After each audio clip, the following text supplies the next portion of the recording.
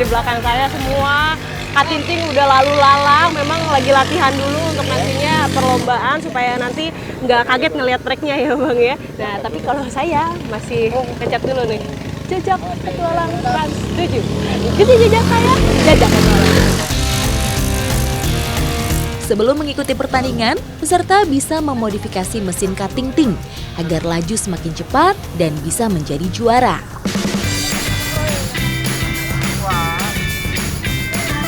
Ternyata cukup berbahaya kalau saya harus ikut bertanding, karena kecepatan katingting yang kencang sangat beresiko tertabrak jika saya yang mengendarai.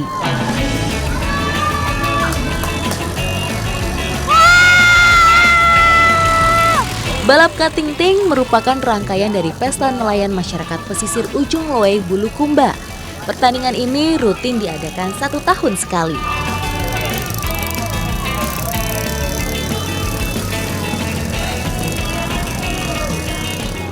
Ternyata yang jatuh dari tim saya, tim jejak petualang Trans 7, dan belum ada yang menolong karena masih mencoba untuk membalikan perahunya sendiri. Yang lainnya tetap jalan nih.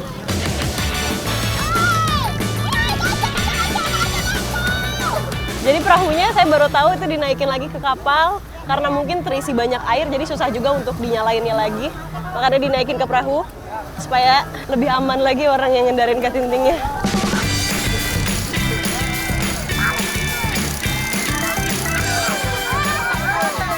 Sambil menunggu tim lawan lagi bersiap-siap, ini kita tim jejak petualang yang katintingnya bernama jejak petualang sedang mempersiapkan mesin yang tadi sudah terendam. Ini diperbaiki langsung, hebat sekali ya. Di sini ada tim eksekusi untuk membenarkan mesinnya sekaligus. Nih tes, sudah siap Pak? Inilah keseruan balap katingting. Walau sempat terjatuh, justru membuat peserta semakin tertantang untuk ikut bertanding lagi.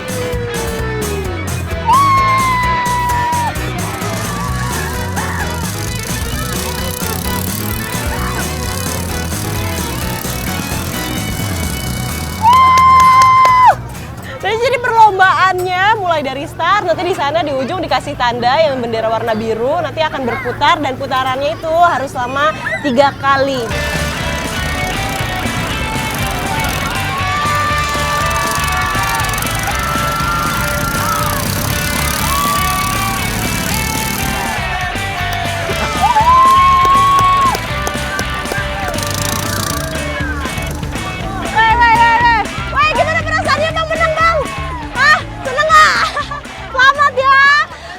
Pemenang tuh memang harus kalah dulu pertama, nggak apa-apa jatuh, yang penting yang kedua kali menang. Jangan putus asa, itu yang penting. Selamat Bang! Ikuti jejak saya, jejak petualang.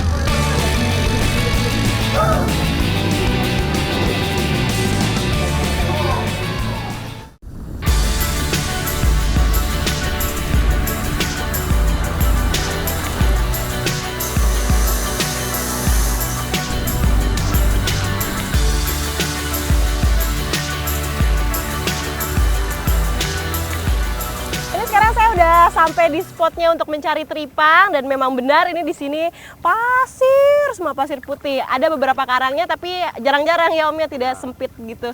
Nah ini sekarang kita mau cari di kedalaman sekitar berapa ini Om? 5 sampai 5 meter.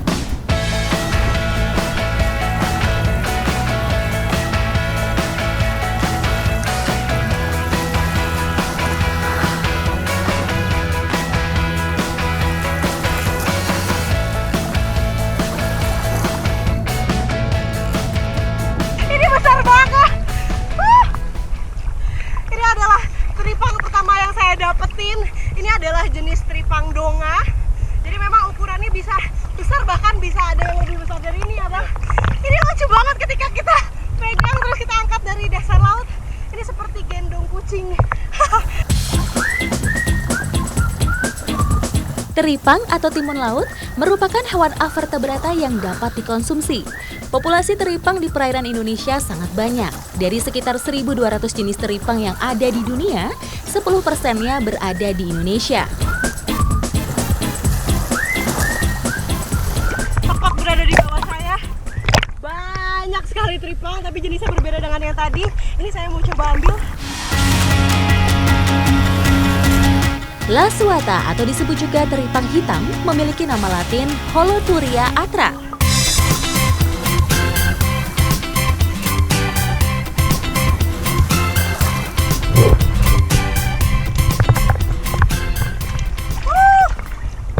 Jadi setelah tadi saya mencari-cari, jadi memang tempat tinggal teripang ini jenis satu dengan jenis yang lainnya berbeda-beda. Mulai dari donga, kalau donga itu di kedalaman sekitar 5 meter. Sedangkan kalau yang tadi hitam, laswata itu masih di tempat yang dangkal dan mudah dicari.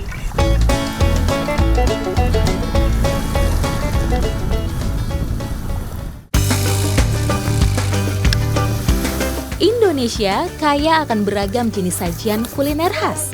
Tak ketinggalan masyarakat Dusun Liukang Lo yang kreatif memanfaatkan potensi laut di sekitarnya menjadi makanan yang lezat.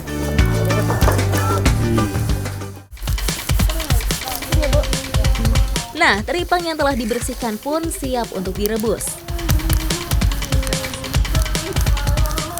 Ini teknik untuk mengolah teripang sebenarnya caranya itu adalah yang pertama-tama harus direbus dulu. Nah kalau apinya besar itu nggak nyampe 30 menit perebusannya, tapi nunggu teripangnya keras juga ya Bu ya. Ini ukurannya pun udah berubah loh, udah menyusut, tadinya besar jadi kecil sekali.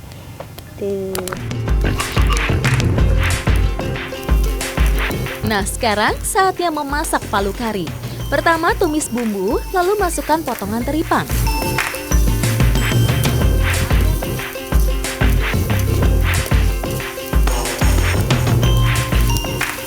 Nah ini perebusan yang kedua kalinya kita masak berserta bumbu-bumbu yang menambah cita rasa. Seperti tadi ada cabai tentunya, bawang putih, bawang merah, banyak lagi. Dan ini aromanya udah wangi banget. Kita semua udah gak sabar ya Bu untuk makan. Tapi tunggu dulu, belum matang.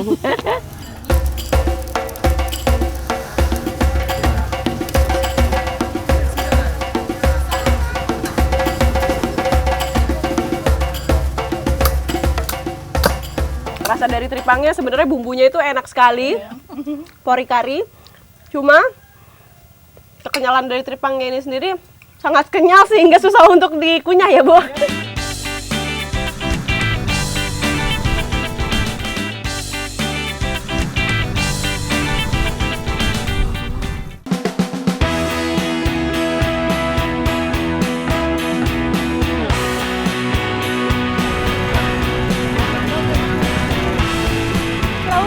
Bukan hanya menjadi kebanggaan masyarakat Tanah Beru, tapi juga Sulawesi Selatan. Bayangin aja tahun lalu 2017 perahu pinisi masuk ke dalam UNESCO sebagai warisan tak benda. Dan sekarang dengan senang hati saya ikut berlayar di kapal yang begitu megahnya, begitu besarnya. Semua layar sudah dikembangkan, tinggal berangkat. Ikuti jejak saya, Jajak Petualang. Keberadaan perahu pinisi membuktikan bahwa nenek moyang kita memang seorang pelaut yang tangguh. Terlihat dari bentuk perahu yang gagah sehingga dapat mengarungi luas samudra.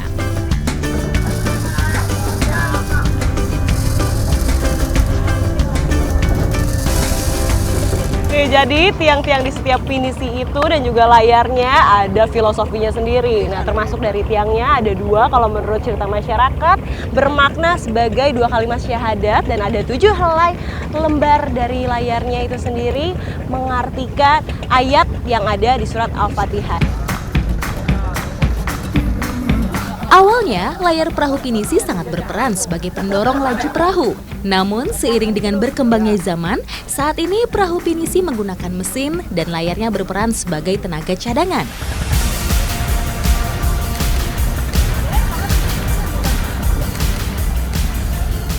Hari ini saya benar-benar udah nggak bisa berkata apa-apa lagi karena udah seneng terus lihat pemandangan sunset yang begitu indahnya, luar biasa. Ikuti jejak saya, Jajak Petualang.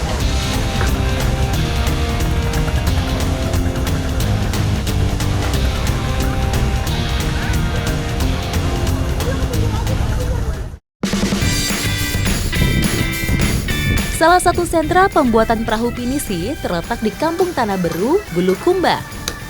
Di sini mayoritas masyarakatnya bermata pencaharian sebagai pembuat perahu pinisi. Nah, di depan saya adalah bagian yang paling utama dari tahap pembuatan kapal pinisi. Jadi ini adalah bagian lunas, kalau yang di bawahnya ini adalah bodobol. Fungsinya sebenarnya ini untuk menopang berat dari kapal itu sendiri. Lunas atau tulang rangka pada bagian bawah kapal pinisi ini menggunakan jenis kayu besi. Kayu ini tidak mudah lapuk dan tidak mudah dimakan serangga sehingga tahan lama.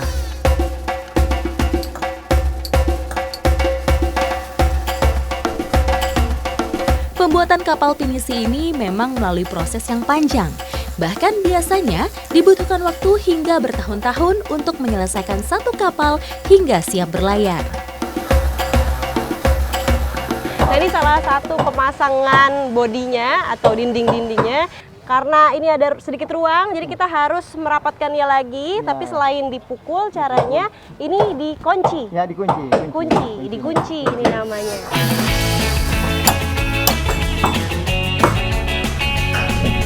Kayu tak hanya harus rapat dengan bagian bawah badan kapal, namun juga dengan bagian tiang, agar air benar-benar tidak bisa masuk ke dalam kapal. Coba Pak, saya mau pukul sekali. Pukul ya. Loh.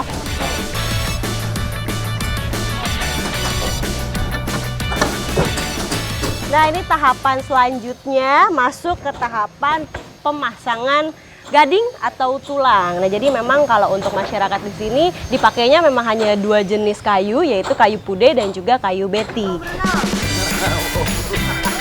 Sebelum pemasangan mur ini, hal terpenting yang perlu diperhatikan adalah proses pemotongan kayu dan pengeboran lubang.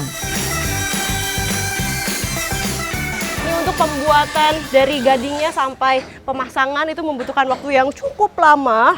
Nah, ini aja udah hampir 4 bulan ya Om ya.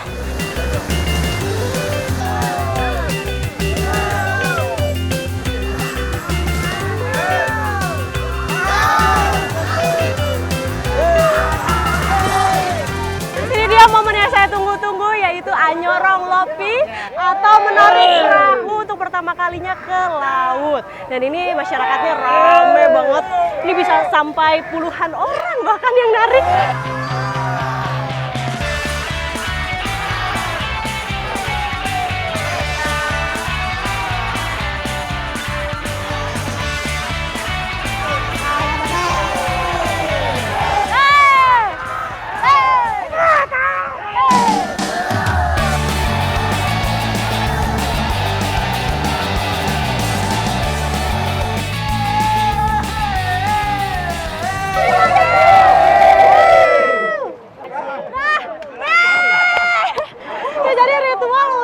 Peluncuran kapal pinisi memang tidak langsung semuanya masuk ke laut, tapi hanya bagian depannya saja. Jika udah mengenai air laut, tuh seperti di depan itu, berarti ritualnya sudah selesai.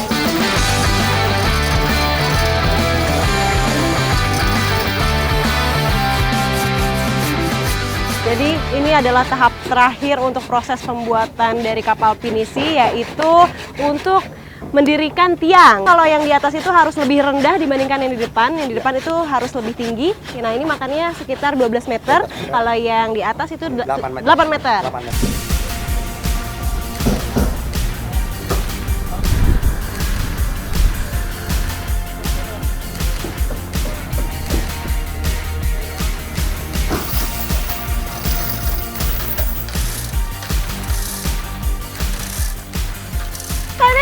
Yang tadi saya katakan, kita untuk menaiki tiangnya harus ditarik dari atas. Ya, ini menggunakan katrol supaya tiangnya perlahan-perlahan naik, ditarik dari sisi atasnya. Tuh lihat udah setengah tiang, sebentar lagi akan berdiri. Wah, saya nggak sabar. Ayo Pak!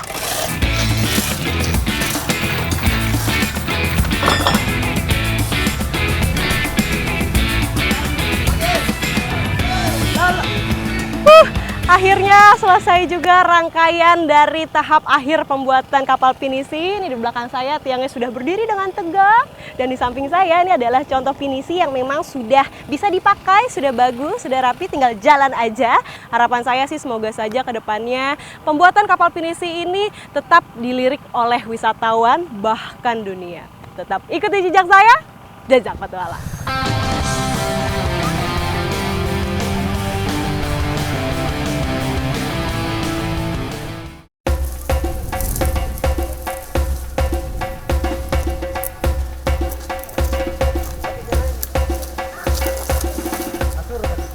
Begitu luasnya Indonesia membuat negeri ini keanekaragaman sukunya banyak sekali. Nah, salah satunya ini saya sekarang bersama dengan suku Kajang. Iya, Lagi mencari bahan untuk nantinya dijadikan pewarna yang memang menjadi warna identik suku di sini. Tetap ikuti jejak saya, jejak petualang. Suku Kajang atau Amatoa merupakan kelompok masyarakat lokal yang berada di desa Tanatoa, Bulukumba. Salah satu hal yang paling khas dari suku ini adalah mereka selalu mengenakan pakaian hitam. Nah, ini yang saya bilang tadi, salah satu bahan yang akan kita jadikan pewarna yaitu daun tarang. Tarung, salah tuh saya. Tarung. Nah, memang daunnya kelihatannya kecil ya. Tadi saya mikirnya daunnya besar. Ternyata kecil, mirip seperti daun katuk tuh. Tarung merupakan tanaman perdu yang termasuk ke dalam keluarga kacang-kacangan. Tanaman asli Asia tropis yang memiliki nama ilmiah Indigofera tinctoria ini banyak tersebar ke daerah bersuhu sedang.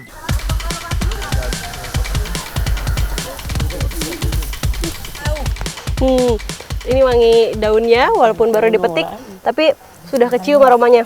Ini lumayan harum. Seperti apa ya wanginya? Oh, mirip sama kemangi.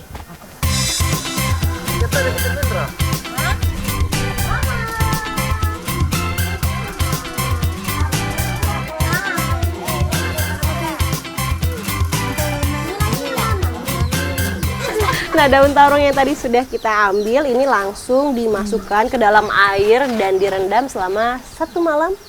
Lalu besoknya 1 malam 1 hari ditutup rapat, baru besoknya bisa dipakai untuk direndam pakai benangnya.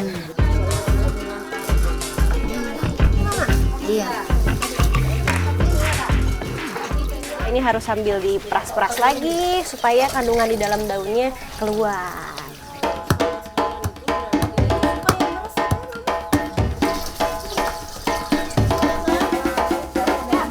Proses perendamannya ini, jadi untuk pertama kali kita harus celupin benangnya dan jangan lupa untuk pakai plastik, karena kalau misalnya enggak, ini kayak mama hasilnya. Mama lihat tangan mama, lihat mana tangannya.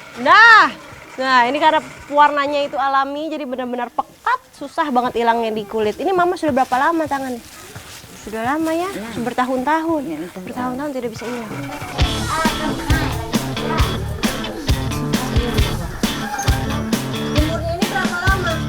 Bang. Nah,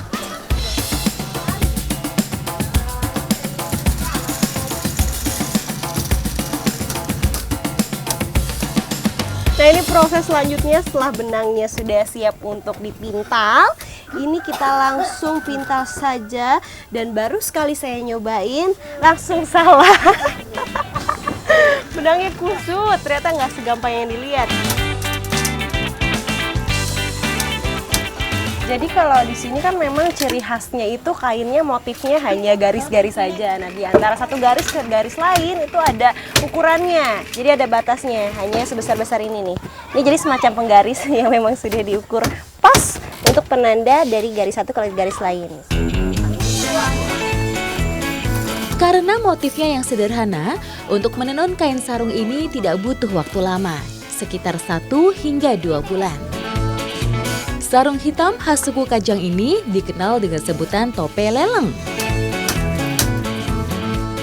Warna hitamnya ini melambangkan kegelapan pada saat kita ada di rahim ibu dan melambangkan juga kesederhanaan. Habis ini saya siap untuk mengikuti acara ritual tahunan. Makanya tetap ikuti jejak saya, jejak petualang.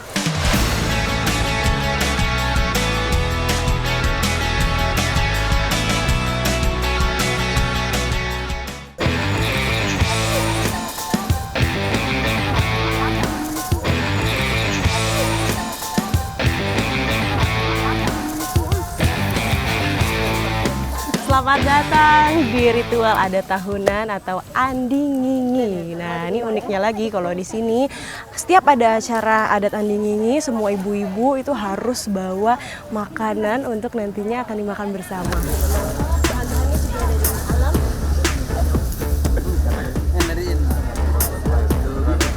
Nah, ini proses prosesi ritual adat anding ininya sudah dimulai. Jadi memang sebenarnya tujuannya itu untuk yang baik-baik untuk bumi kita ini. Ritual anding ini juga biasa disebut dengan istilah mendinginkan bumi. Nah, ini adalah sebagai tanda kalau prosesi andinginya ini sudah selesai. Dan memang kain hitam yang dipakai oleh suku Kajang itu tidak hanya dipakai untuk sehari-hari, tapi juga kalau lagi ada acara adat seperti ini, itu wajib dipakai, apalagi tamu yang datang dari luar Kajang harus memakai baju hitam supaya lebih menghormati suku yang ada di dalam.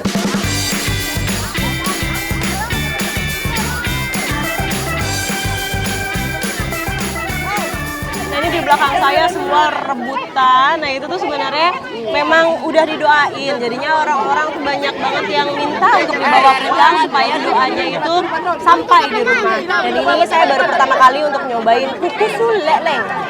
Ini rasanya enak, gurih, pantas semua orang berebutan.